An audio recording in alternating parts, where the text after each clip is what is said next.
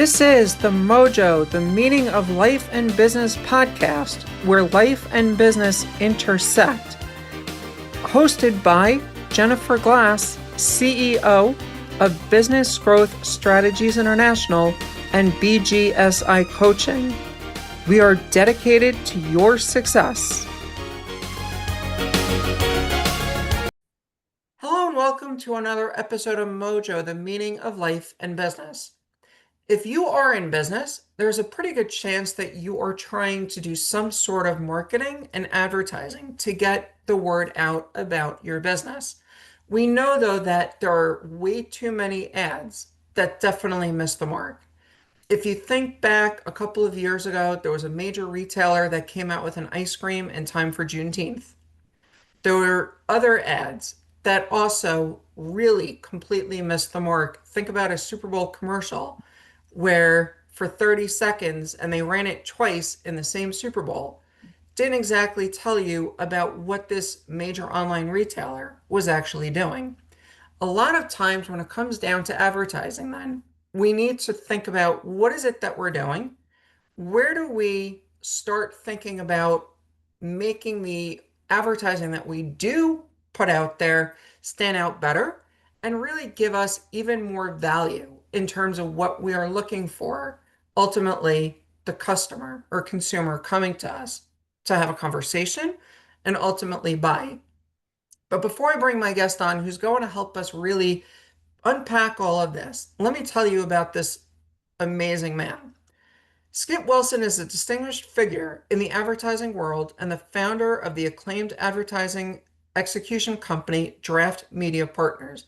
His journey began as a copywriter at 16 years old, leading him to hone his expertise at CNN's Special Project before playing a pivotal role in establishing the digital division of Clear Channel Radio.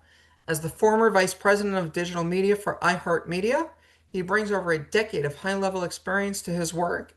He's a best-selling author and host of the Advertising Podcast, and he's gotten several other awards and recognition throughout his long career. Skip, welcome to the show.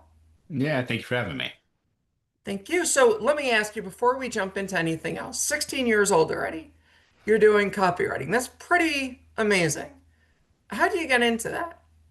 I wanted to be a writer, and and the only so I literally just looked for writing jobs. I think I actually went to the library because that shows how old I am, but went to the library and like started reading on what kind of writing jobs are available. I live in Greenville, South Carolina, which is like right between Charlotte and Atlanta.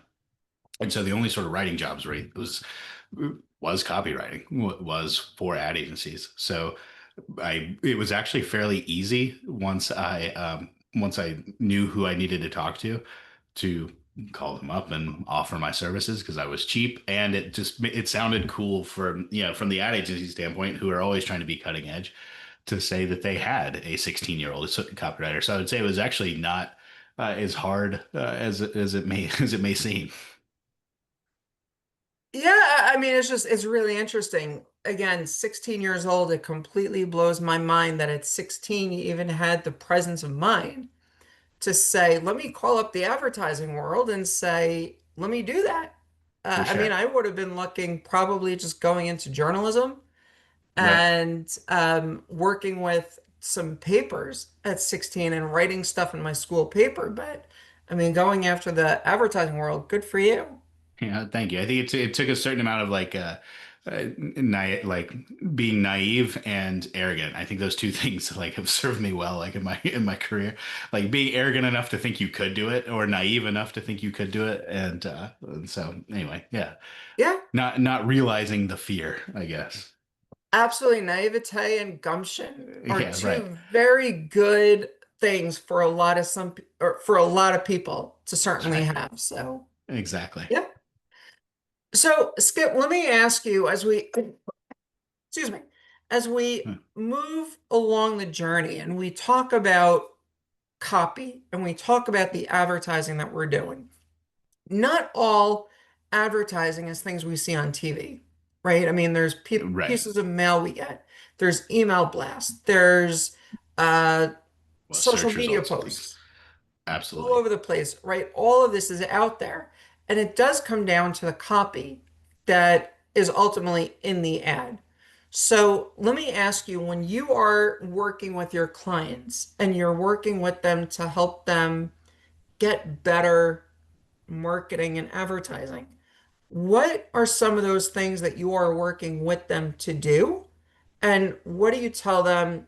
You got to stop doing this because it ain't gonna work no matter how hard you try. It always begins with figuring out like who your target audience is, like, who do you serve? And then what are you trying to get them to do? So like if you're a roofing company, you might think, well, you work with all homeowners because all homes have roofs, but that's not actually true. You probably do specialize in some price point or some type of roof or something like that. So you get really specific on who you're talking to, and then you get very specific on what you want them to do. Call you, fill out something online, buy something from your store, whatever it is, sign up for your newsletter, any number of different things. But you have to really answer those two questions first, because then the copy should just be, how do I get that target audience to do that specific thing? And once you've answered those questions, then I feel like the actual like judging whether something's a good or bad commercial becomes much easier.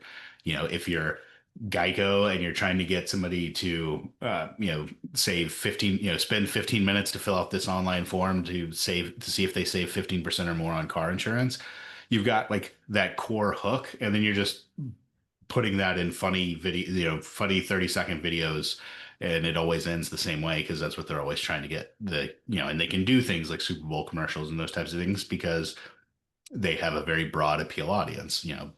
And so, but whereas if you were just a local roofing company, you probably don't need to do that unless you have like a significant market share or something. If you're the top dog, you can still afford to do like TV, radio, those types of things. But if you're on the smaller end, you're going to focus on search because it's so that when that homeowner is searching for roofing quote, making sure that your Google ad shows up and has your phone number prominent because that's what you are probably trying to get them to do.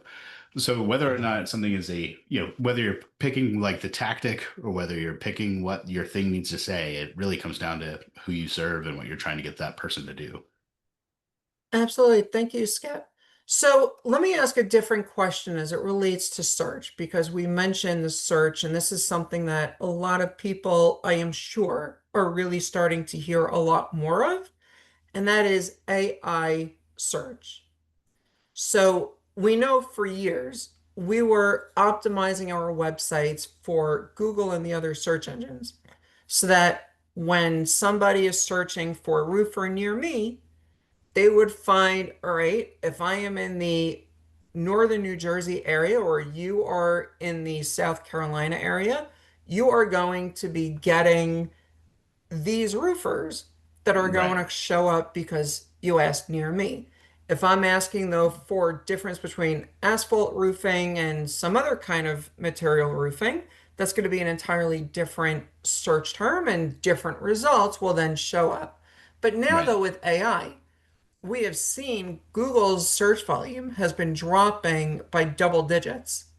So Yeah. if we're looking at AI, because that's where people are now searching, and recently, as of the day of this recording, there were even instances where one of the major AI companies is in a fight with a major online retailer about the ability to use their system to shop for things on this other platform. And so I'm curious to know when it comes to AI and the search results, how are we looking at that in a way that's going to really be making it make sense for us and our consumers? And is that something that is crazy hard to do because now you got to guess what AI is looking for as opposed to what the search engines? I know the question is very multifaceted and deep, but figure I'll give you a couple minutes. Yeah, no, that sounds good. Yeah, definitely AI has like changed search a lot. One of the biggest differences, it's not only changed search, but it's also changed social media. Those two areas, which are kind of the entry points. Like if you're a business with a smaller size marketing budget, if you've only got $2,000 or less a month in advertising, probably you were spending it all in either search and social. And those two spaces are the ones that have been most, we'll say, changed or disrupted by AI. Because, yeah, to your point, one, we're not necessarily going to Google as much, and they definitely don't have the dominance that they did. But the biggest change is that SEO, which is organic, is because in the media world, it's either you're paying to get that audience, or you've done blogs and videos and those types of things to earn that audience. Earning that audience, like if you were starting a blog or if you have a blog on your site, those types of things, unless that's your core business, unless what you have is a blog that you're offering, that's essentially gone away because now, used to, if to your point about like what kind of roof, whether it's a tar roof or whatever, uh, you would, that's the kind of thing you would have had a blog post on your page about. And if I asked Google in summer of, 2024, should I have a tar roof or not? It might actually pull up a blog post from that roofing company and show that to me as a search result. Now, even if I am going to Google, it's going to show me an AI summary answer, and maybe in the source is a blog or two, but nobody's clicking that because I've already got my answer. So I'm not. So organic traffic essentially isn't a thing anymore. And similarly on social media, they've gone because of the volume. Like the volume of posting is at an all-time high. In other words, the number of uh, times people are posting on social media has never been higher, and a big part of that is AI. Businesses are just getting better at using AI to sort of, you know, we were all told to post 3 times a week, and those types of things. And now there's so many good AI tools that are doing it that our news feeds and stuff are getting flooded with AI videos, AI content, and all these things. And so the social media platform has moved to, instead of showing follower based stuff, in other words, caring about how many followers you have on social media, now your followers are irrelevant. It's feed performance. So, in other words, if you were a roofer that was posting 3 times a week, now you're going to be judged by your post performance, not by how many followers you have. So, it basically means that you have to pay to advertise now because all the organic, I would say that's the biggest change that AI has right off the bat, is that the organic ways of getting traffic, with the exception of video, other than which still is holding strong, but other than video, the other organic ways of getting traffic have more or less gone away. So the landscape, like you said, has shifted dramatically then as a Yeah. result, because we went from one extreme to another, where, like you said, now in order to really get any value, it's really a pay to play. Yep. And we would have thought AI would be a leveling field, not a who can spend more in Correct. order Yeah. to win. It definitely, while it makes it easier for businesses to do their own advertising, those types of things, it requires that everyone, now essentially your post on whatever social media isn't going to be seen by anybody unless you put some dollars behind it. And so it really has turned everything back into like a, yeah, pay to play model. So let me ask then, if we're trying to look at the process, and I actually, before I even go there, let me ask you, AI to generate content for those marketing pieces. So we said it makes it easier for a lot of businesses to do that.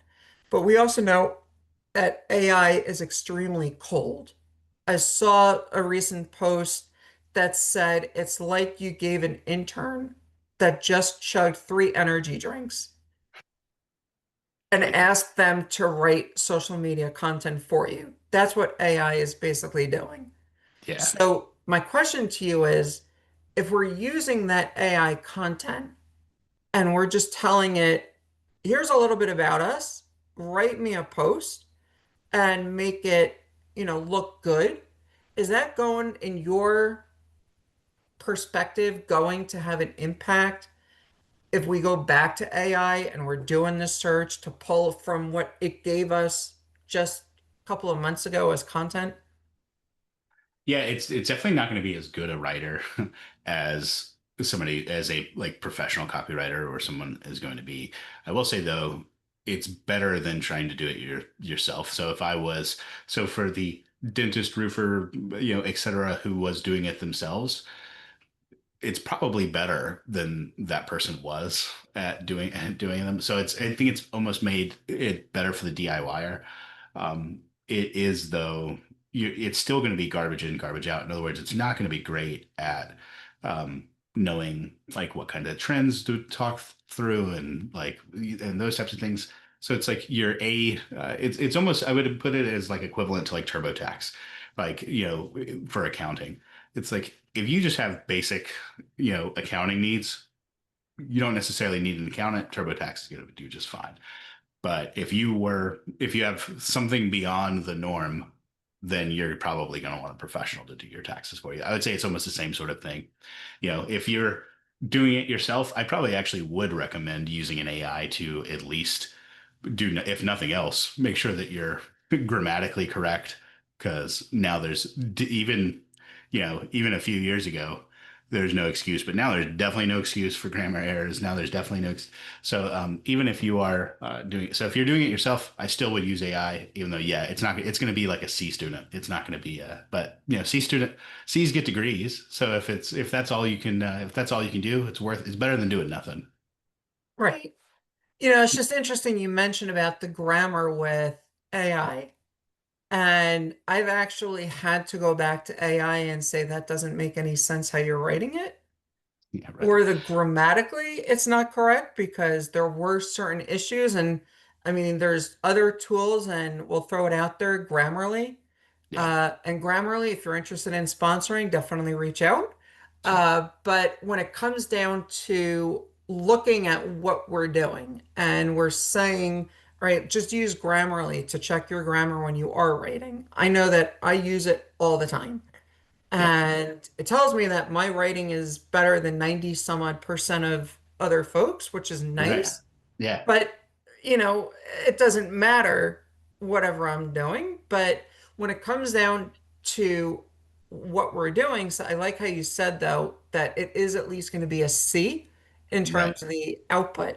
So, yeah, It's almost kind of like I don't remember which book it is. I don't remember whether it's I can't remember the book, but there's a book that it talks about managing employees, and it talks about how if you can get an employee to do it 80% as good as you, then that's a win. And I I would say that AI is right up there with, it's not going to be perfect, but neither is hiring a person to do it. And so 80%'s, decent. right. Absolutely.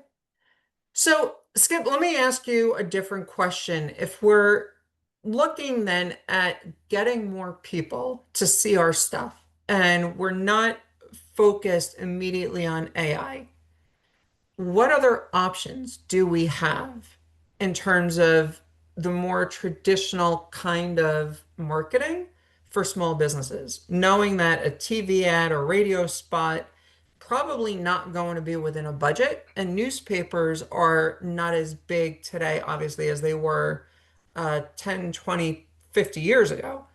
So, what else might a small business do to be attracting eyeballs?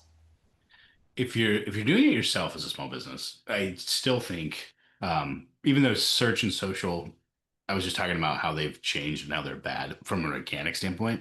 From a paid standpoint, they're still probably your best bet. In other words, if you've got a small budget, those are still probably the places I would start out. It's just you could have had a free search and a free social plan. Now you are, even if you're doing it yourself, you're still going to have to pay. But those are still the avenues I would start off with, because if you have a product, you either have a product that people know about and would be looking for, like a roofer, where I know that roofers exist, and in that case, it's going to be search. Or let's say you've invented, we've had clients before that like have invented some new thing. Well, nobody's going to search for that. So you're not going to go to Google. You're not going to get anything. Instead, you would go to the social media. So it depends on whether somebody's problem aware or product aware search, problem aware social. But those are still the two avenues I would start off with a small budget, because they're the easiest to track, they're the easiest to do yourself, and you can get people that are currently in market for your thing. And so that's the place. then going beyond that, I mean, TV now I would say is more affordable than it's ever been because like we can take you would need to work with someone who is a like on the trade desk or on a DSP. So you would need to work with a professional probably to do this for you, but you can now make a $1,500 $2,000 budget work in television, and that wouldn't have gotten you anything, a few years ago. Now what you that would get you is what's called OTT or CTV. So because people are watching Amazon Prime, they're watching Hulu, they're watching those things, and it's much cheaper per household than buying broadcast would have been a few years ago. So it's really better for small businesses. It's just the only downside I would say is that the free stuff's gone away, but the overall costs of things are costs of video going down, costs of everything else are going up, but it's a great time for video advertising today. Absolutely. And one of the things that I cover with a lot of my clients is also the idea of remnant Yeah. advertising, because too many people forget about that. Remnant advertising is basically, if you think about it this way, they have excess capacity in their airtime, whatever it may be, whether it's a streaming service like Skip mentioned of Amazon, Hulu, Netflix, whatever is there. And by the way, that's really incredible if you think about it. As an example, one of my clients is a comic book store. So I mentioned to him that Disney Plus, when they do the comic book movies, right? Because the whole Marvel universe is Yeah. part of Disney. And so he can put his marketing into those commercials and he can sell whatever in those commercials that Disney Plus is airing as someone is watching one of these superhero movies. And so Exactly. you've got all of that opportunity that the targeting is even more refined because you know exactly who you're trying to reach. It's not like saying, all right, I want to go on cable and I want to advertise, as an example, on the Squawk Box. For Right. anyone that knows CNBC, they've got a major show about the market, Squawk Box, that's great. But at the end of the day, what is it really doing if I'm not a market related product? I mean, if I've got disposable income out the wazoo, I'm probably watching Squawk Box because I want to protect my income. Yeah. And Right. so, great, sell me boats, sell me cigars, sell me golf clubs, things along those lines. That's a perfect channel. But if you're trying to sell childhood education stuff, may not be the right place to do it just because it doesn't make sense. But again, Disney Plus, you've got that with the things that are designed specifically for younger kids. Again, focusing on what you need to do, not advertising to children, advertising to parents that are watching it with them, but you get the idea. So, just some things that we want to keep in mind when we do go there. But Skip, let me ask though, in terms of a crystal ball, if you will, if you're looking out, obviously 5 years is way too far out in the world of AI. I Yeah. think 18 months may be a significant chunk of time too, just in looking at that amount of time. But if you're looking a year out, what do you think is going to be around in terms of marketing with getting the word out there? I mean, we saw um, the Super Bowl is definitely changing, right? We know that For the sure. Super Bowl having two competing shows because one side doesn't like what the other side is doing, and so they created a second show. There's all of these different pieces that are then going to be splintering the different opportunities. So if you're looking a year out, Skip, what do you think is going to be changing in the world of marketing as we know it? So right now, images and video are still very hard for AI to get really well. And that's something that I know every major AI company is actively working on heavily.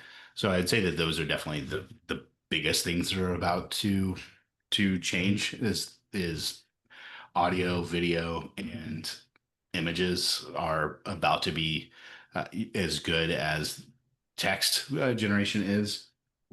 And then what that will cause is YouTube and those and other video platforms to start to be as diluted as like Facebook and Instagram and those things are.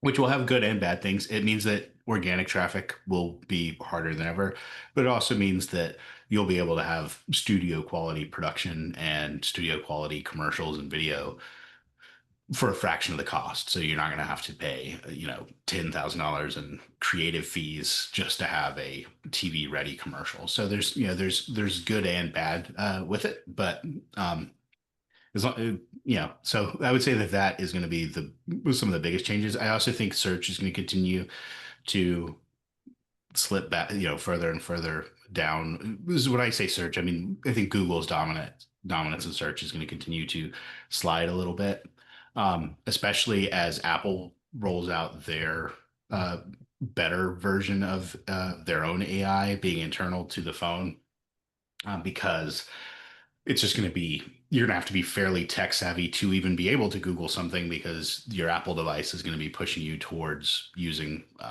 its own solution, and it'll probably be a decent solution. Apple usually does a good job, so why would you? So that's going to further hurt Google's dominance and create a whole new ad space. Apple hasn't announced officially that they're going to have like a pay to play type of search store, but of course they are, because why wouldn't they? That would be like an easy way to get several $1 million. So I would imagine they're going to do that. So I would say those are the biggest things. The Apple one might be more like 18 months out, but I would say those are the things coming down the pipe.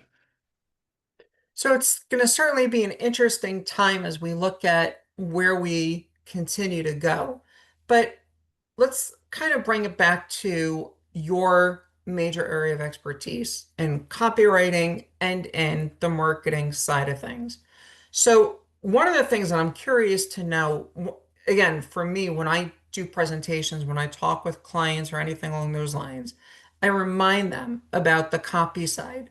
And I say, and I quote this study from UC San Diego. I think it was a 2009 or so study that said we're bombarded with 34 gigabit of data on a daily basis from the moment we wake up till the moment we finally go to sleep.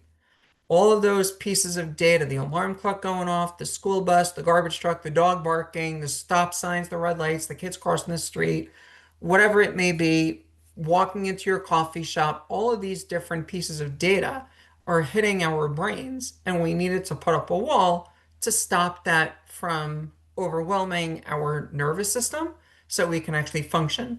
So, my question then is, as it relates to you doing the copy work for clients and the marketing work for clients, how do you get them to understand? It doesn't matter what it is that you want, it matters what the consumer wants, and then get them to follow that logic into allowing you to have free reign in rewriting everything that they do. So the biggest thing is one, making the case for it, making it clear. That's why I always start off with audience first, because then if you're dealing with a business owner that's not in their target market, it becomes very clear. That becomes easier to be like, hey, I get you don't like this, but you're not a whatever this target audience is. If they are in the target audience and they hate it, then maybe your assumptions were wrong. That would cause me to pause. But usually it's a business owner that's say 62-year-old male, and his product skews towards like a 23-year-old female, and he's going, I don't like the commercial. It's like, well, hey, this ain't for you. Your product's not for you. Um, so focusing in on the audience, like I said, if you've got the audience and what you're trying to get them to do, then your core message is what's important. Everything else can change. Everything else is it's a way to get their attention and then deliver that core message. Um, if This is the you, Mojo, the I will Meaning of also say Life that and Business tracking, podcast, because we can where now life track and stuff so business well, intersect. that we always make our best Hosted by recommendation twice, Jennifer but then Glass, ultimately it's the client's money, CEO we'll run what the client of wants. Business Growth Usually in Strategies tandem with what International we've recommended, and and then BGSI you just Coaching. let that go for a week. We and are say, look, dedicated ours is to what we your recommend. success. So I would say it's easier now to be like, okay, fine, we'll do both of these, and because then you can show them. So data speaks louder than opinions anyway. So Absolutely. So when we're looking then at just doing the copy, like you said, looking at what the messaging is, looking at the audience, understanding exactly what the company is looking for, what the market is looking for, finding that middle ground, understanding all of the different ways to really make it work. Those are things that are certainly going to be important as you think about what you are looking at doing. So make sure that you are paying attention to that. Go back, listen to some of the things that Skip and I have been saying in this episode so that you really have a better way of formulating it into a way that your brain can assimilate and start working with. So, Skip, let me ask you, people have been listening to our conversation for the last 30 or so minutes, and they're interested in reaching out, connecting with you, learning more about you and what you do. How can they reach out? Our website, draftmediapartners.com, or email info@draftmediapartners.com, and get in touch with our team. We build plans for free. We don't charge for that. That was originally what we had was a media plan generator that was something we would sell as software as a service to other ad agencies. And then we got into the ad execution game by people going, "Hey, thanks for building this plan. Can you just do it for us?" And so we now don't charge for the planning tool and stuff anymore. So anyway, yeah, reach out. Thank you. So definitely take advantage of that plan. Reach out. We'll have all the information in the description below so that you can connect with Skip and find out more about what Skip and his company does and how you can be increasing your own marketing value in what you do. So think about, again, what is it that you're trying to do? Who are you trying to reach? How are you trying to reach them? And how are you actually executing on what you do? Like Skip said, you may need a little bit of help to help you get through that process. And that's where draftmediapartners.com can really come into a solution for you so that they can do all of this for you, help you through the ideas of getting the search better, getting found online, which is really important, understanding the content game, because that's again what everybody is going to be looking for when they're looking for any particular issue. So again, make sure that you do reach out to Skip and pay attention to what you're doing. So Skip, thank you so much for being my guest on the show today. Thank you. And on that note, this has been another episode of Mojo, the meaning of life and business. And until next time, here is to your success. This has been another episode of Mojo, the meaning of life and business podcast. If you like what you heard, please consider leaving us a review, liking us, or reaching out to us. You can contact us at bgsicoaching.com and let us know what you think. Thanks so much again for listening.